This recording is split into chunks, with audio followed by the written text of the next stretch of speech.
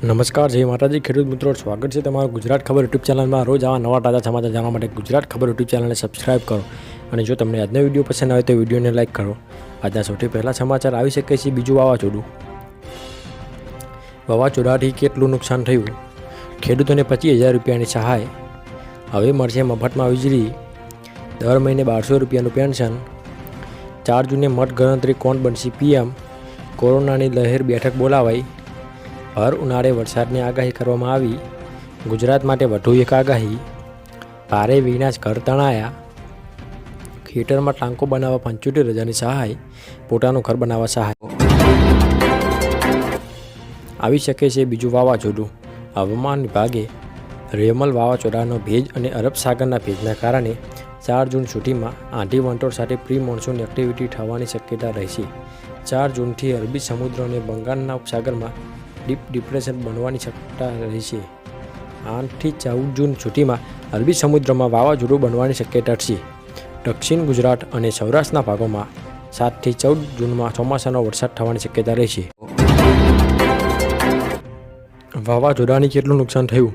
પશ્ચિમ બંગાળમાં રેમલનો કારો કહેર વાવાઝોડાએ તબાહી મચાવી છે। દરિયાકાંઠાના વિસ્તાર સૌથી વધુ પ્રભાવિત થયો। અત્યાર સુધીમાં 100 લોકોએ જીવ ગુમાવ્યો છે। માહિતી મુજબ 27,000 મકાનો આંશિક રીતે, 2500 સંપૂર્ણ નુકસાન થયું। અનેક વિસ્તારોમાં 2140થી વધુ વૃક્ષો ધરાશયી થયા અને 1700 જેટલા વીજ થાંભલા પડી ગયા। મૃતકોનો આંકડો વધી શકે છે। બચાવ કામગીરી ચાલુ છે। મુખ્યમંત્રી મમતાજીએ મૃતકો માટે દુઃખ વ્યક્ત કર્યું છે। ખેડૂતોને 25,000 રૂપિયાની સહાય।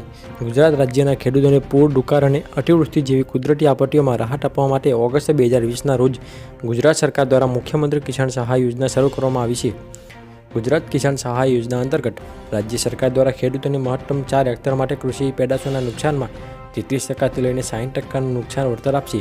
કુદરતી આફતોના કારણે થતા નુકસાનના કિસ્સામાં ખેડૂતોને 3,20,000નું વળતર આપવામાં આવશે।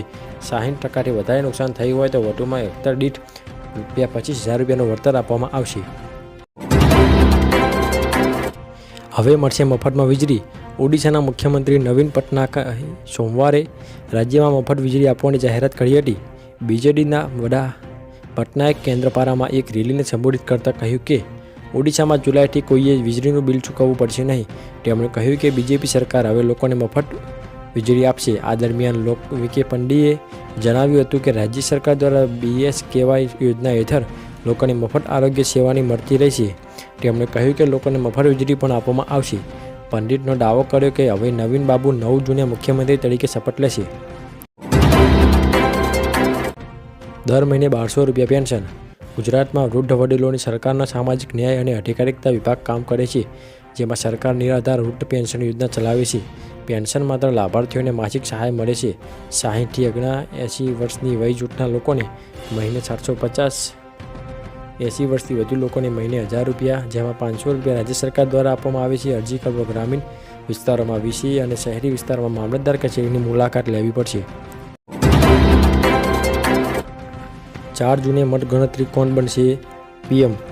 લોકસભા સામાન્ય ચૂંટણી 2024 તથા ગુજરાત વિધાનસભાની પેટા ચૂંટણીઓની મતગણતરી સંદર્ભે મુખ્ય ચૂંટણી અધિકારી શ્રીમતી P. ભારતી અધ્યક્ષતામાં વિડીયો કોન્ફરન્સના માધ્યમથી બેઠક યોજાઈ હતી।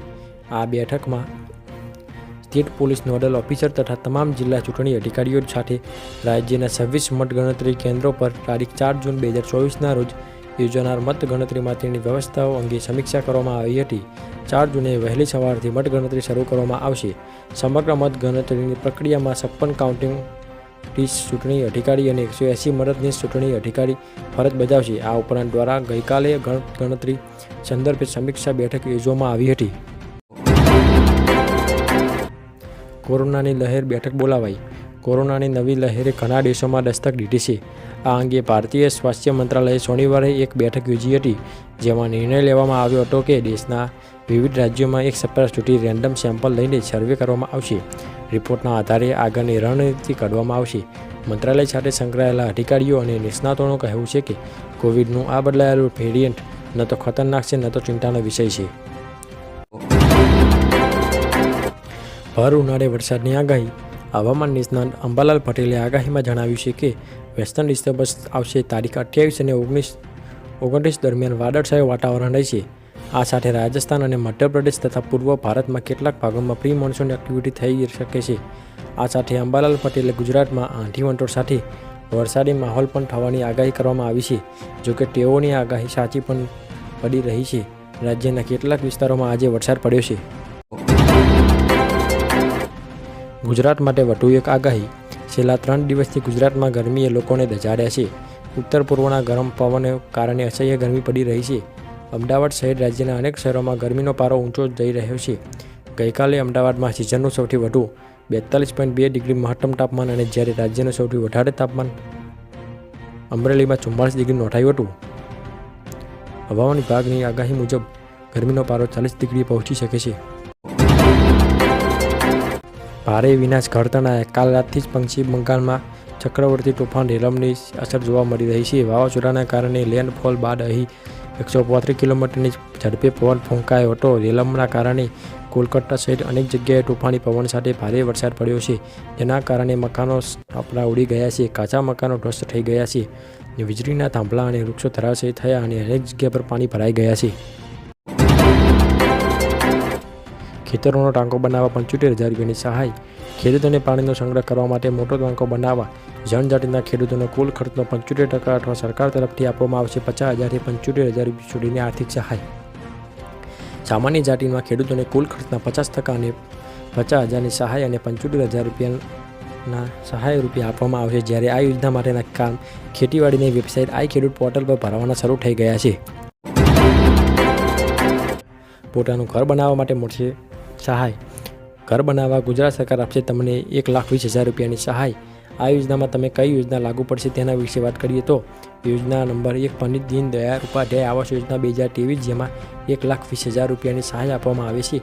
જેમાં તમને પહેલો હપ્તો 60,000 રૂપિયાનો, બીજો હપ્તો 40,000 રૂપિયાનો અને તમને ત્રીજો હપ્તો 20,000 રૂપિયાનો જમા કરવામાં આવે છે. એક ઓનલાઈન અથવા તો ઓફલાઈન ફોર્મ ભરી સબમિટ કરવાનું રહેશે. 1 અને 2 મહિનામાં તમે કરેલી અરજી પાસ થઈ જશે. તેમાં જે એકાઉન્ટ નંબર આપ્યો છે તેમાં હપ્તા મળવાનું શરૂ થઈ જશે.